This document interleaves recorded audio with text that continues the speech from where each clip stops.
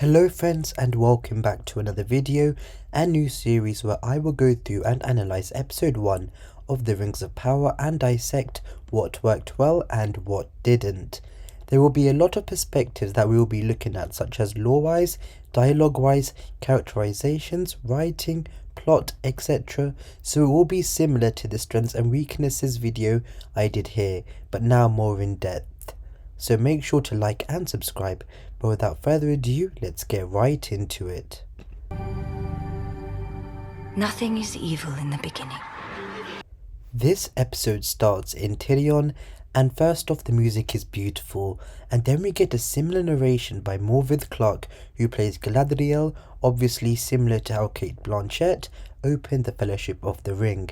In a show that has some clear callbacks and continuity with the films, but also deviates massively as well, this is one of the callbacks that I think did work well, though of course not all did, and we'll see some of them later on. The line "nothing is evil in the beginning" is an interesting way to start, and of course from the Council of Elrond in the Fellowship of the Ring. Sets the theme, and also sets the theme of Halbrand repenting, but still ending up becoming the Dark Lord again, which happens in the season finale.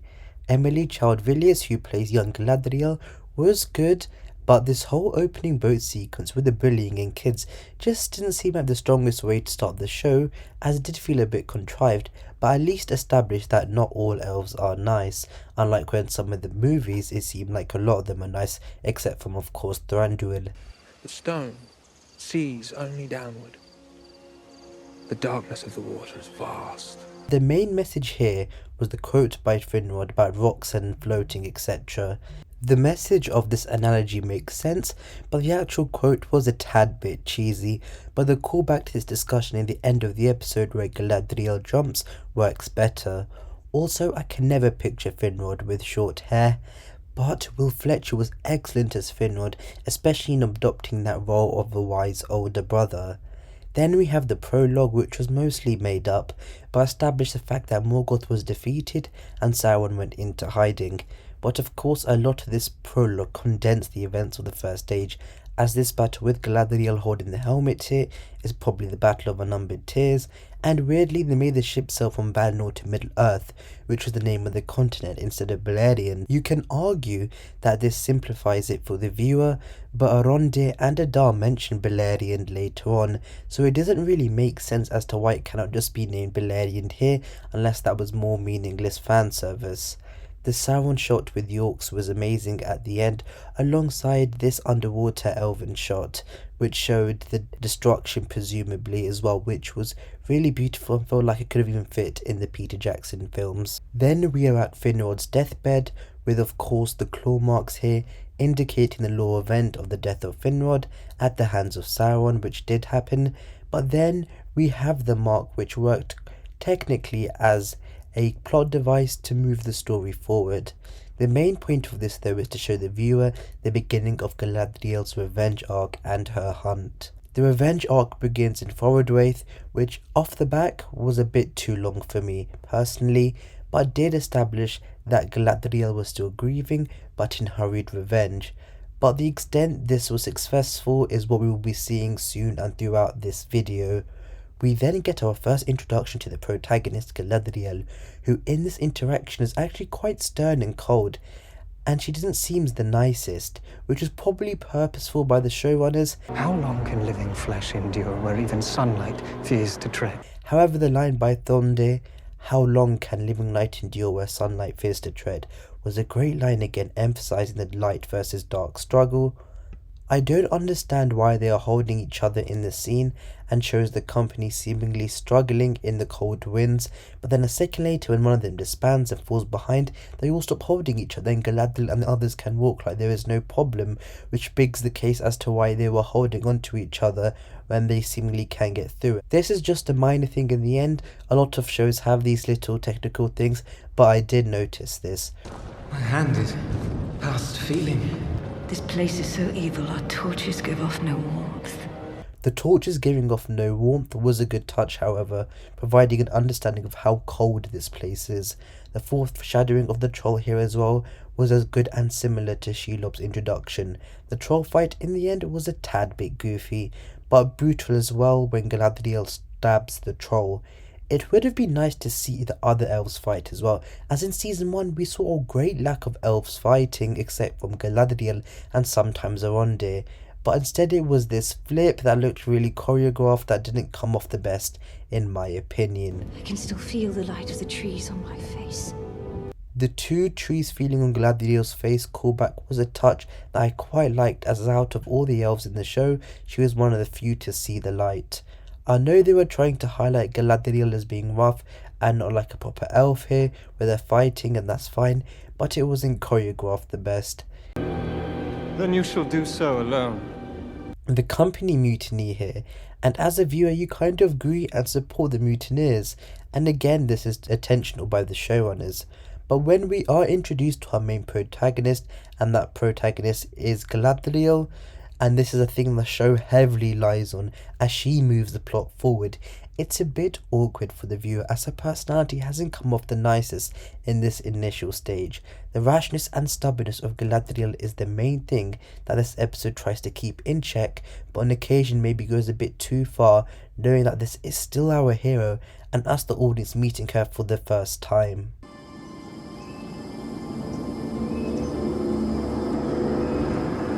We then get introduced to the second main storyline of season 1, the Harfoots.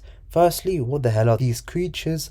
But the Harfoot introduction was good, even if it is a bit cheesy with the convenient hiding etc. It was a good level of cheesiness that worked quite well. The good thing about this section compared to the Faradaway section was that the Harfoot introduction gave us a quick, good understanding to the culture and livelihoods of the Harfoots, and the wolves being on their tail was a good plot to moving device and helped show how wide and scary this world is to the Harfoots. I palanumen, I al firime nori, la meta avante, home. However, the best introduction of this whole episode goes to Elrond, such as small details from the Gondolin stick alongside him writing the speech, again clearly highlighting that he is Gil-galad's understudy, and the background for these shots are beautiful. Though from a lore perspective, we learn that Elrond is not a lord as of yet. Maybe this was done by the showrunners to have him fall into that role at some point, but saying that, in season 1 I didn't really feel like Elrond was going in that direction, but more so his friendships and alliances being the main factor, like with Celebrimbor and with Irwin. Galadriel. Elrond. Then we get our first interaction between Elrond and Galadriel, which again shows Galadriel's determination, but this time it's at a right level and you can almost feel for her due to the failed attempts. We then get another Linden location. Shame we didn't get to see more of these, as Linden was mostly limited to a few locations. I intend to ask of the king a fresh company. And supplies You enough have only to... just arrived. Must you speak of leaving again so soon? But then we come back to the showrunner's idea of trying to show the determination and willingness of Galadriel, but like the last time it doesn't work again, as Elrond is right here, saying he did defy the High King, when Elrond even says he would try and get to a court with the king. I know I have said this a few times, but I know the showrunner's intent is to make Galadriel seem determined and ruthless, and as Morphy Clark said, almost as if she isn't an elf at this point. But I think for some viewers a different effect is happening here, where this is making her become a little unlikable instead of strong-willed and determined. This unevenness in showing her determination against evil is a battle throughout the show itself. I've told you countless times.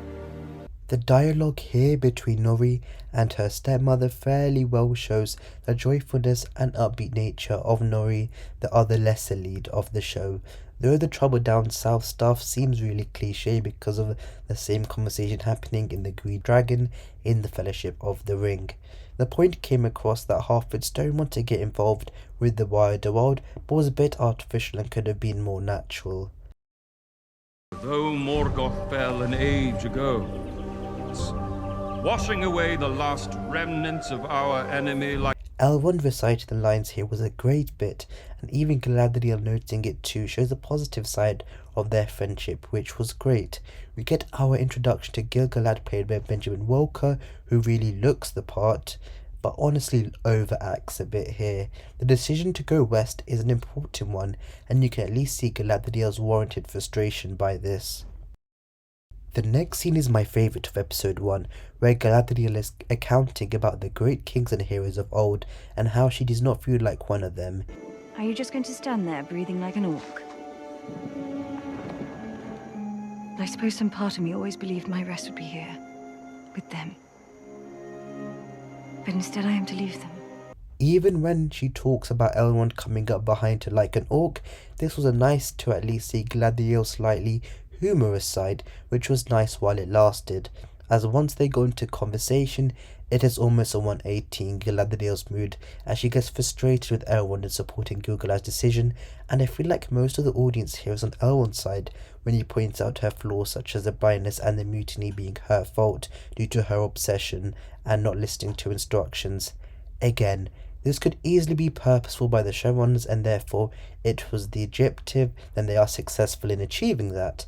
But again, this character being Galadriel and being the main lead in the show, and her events move this episode forward from Frodwraith to the court with the king getting sent west, etc., is all governed by her, and when she does come off sometimes a bit mean or cold, and she is the main protagonist for this show, and this show heavily relies on this character, it ultimately leaves the audience in a weird place and state.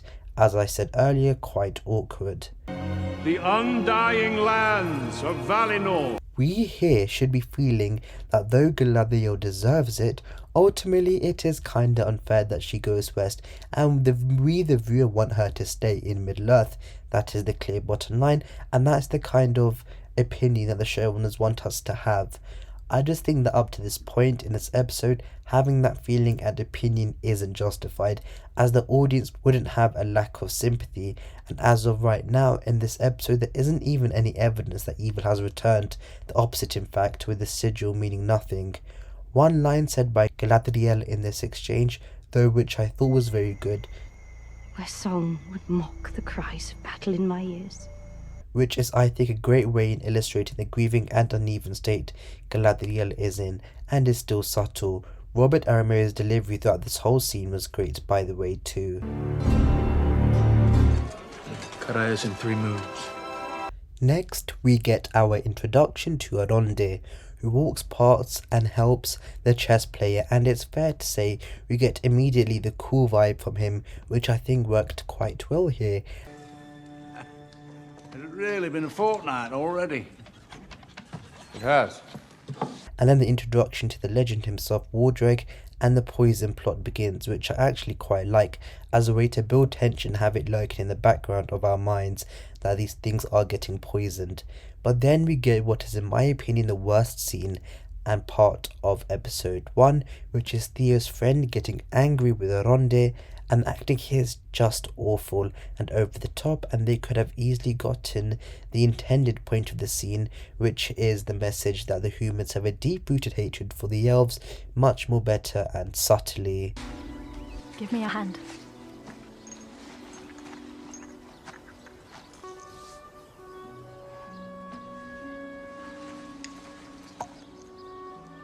Halfling seeds. I've not seen this flower since I was a child. First meeting between Bronwyn and Arondir here is nice, especially the nice touch with the Alpharin seeds, seeing a little insight into the growers and furthermore the life and culture of the other side of the elves that we rarely see in Middle-earth, at least in the Third Age and late Second Age, and in the show with the elven characters and leads mostly being from important families or rulers, was a nice little touch and insight. How was it? Did you draw some water? Or do you think me blind? No. I think you talk too much. And you smell of rotten leaves. Then the acting and scene here by Augustus Prue was again very bad acting and over the top. This Tirharad shot is beautiful and something definitely I could see it being fitted in the Lord of the Rings movies. Only twice in known history has a pairing between elves and humans even been attempted. But on each occasion, it ended in tragedy. It ended in death. Also nice to see it get established that the elf and human romantic moments and relationships in the past haven't ended quite well. Mice were dancing a proper jig under the floorboards. Again? Last 3 nights. Scratching and scraping. Spotted it by mistake. Stepped on a lucky board. So tell me, is it true? But from here on out, the episode gets really chunky and clunky, especially when we get more introductions to Theo at the hut, and then him and his friend go to the shed and finding the sword.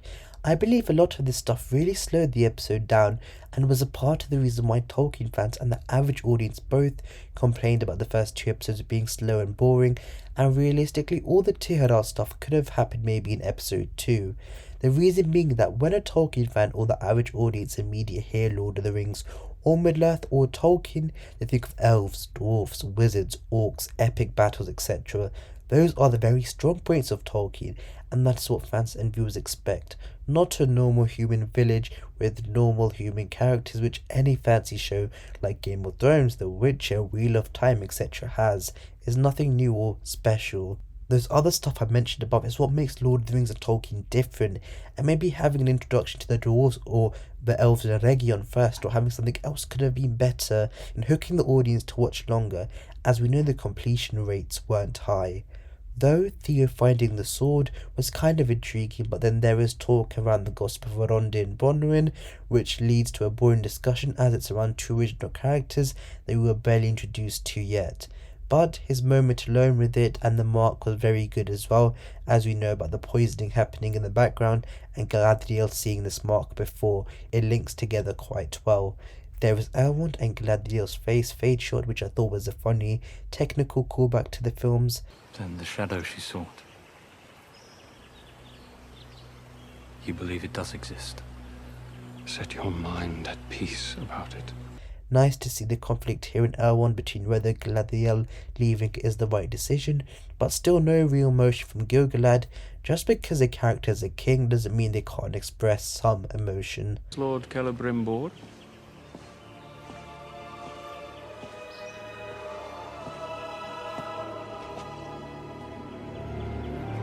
The Celebrimbor introduction, though funny, is very awkward, as he comes out of nowhere and doesn't say anything, although this could be due to the recasting.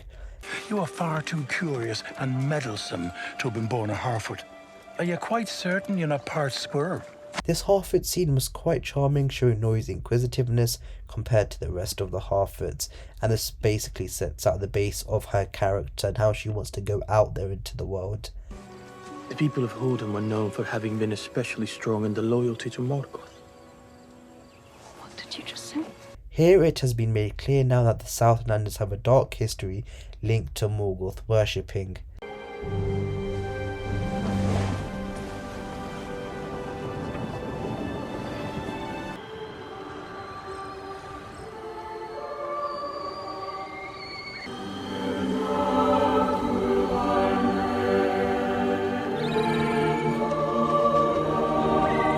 The crossing scene to Valinor was visually stunning, with the birds and the singing too, but it was a bit weird how Valinor almost had a physical barrier to cross, which in the lore at this stage wasn't the case.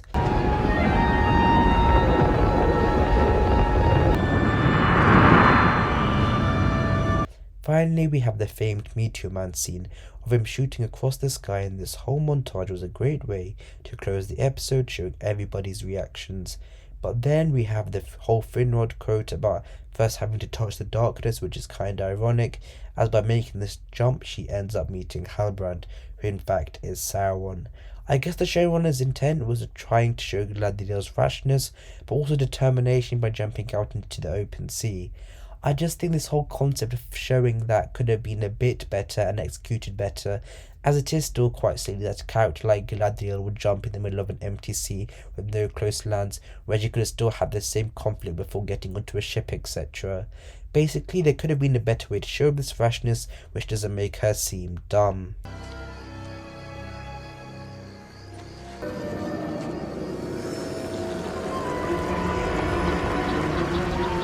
However, the Meteor Man arrival during the montage quickly highlighted the worst part of the show, which is the Linden Leaves darkening and declining, mirrored by the beginning of one of the best plot lines of the season, with a stranger landing in Middle-earth being discovered by Nori, and we end with this haunting shot.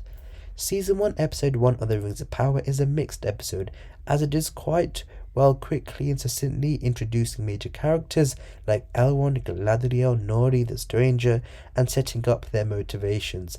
But the first episode is battling within itself to find the right balance of showing Galadriel's determination and temper without it coming off quite jarring to the audience. In some cases it works well, like hearing conversation with Elrond, but other places not so much, like the passage in Forodwaith. And because of this, the important plot and character moments such as Galadriel having to sail west and jumping off the boat fell flat in the end. This episode does though introduce us to the different worlds in Middle-earth, and visually it does feel like we did return to Middle-earth with the beauty of locations of Lindor and Valinor. The two trees was amazing to see on screen, and the basic plot points are established as well, which is important, such as darkness and evil slowly returning in the Southlands and Galadriel on her revenge mission. Thank you guys for watching, I really appreciate it. Please let us know what you thought in the comments below. Make sure to like and subscribe. But until the next video, my friends, goodbye.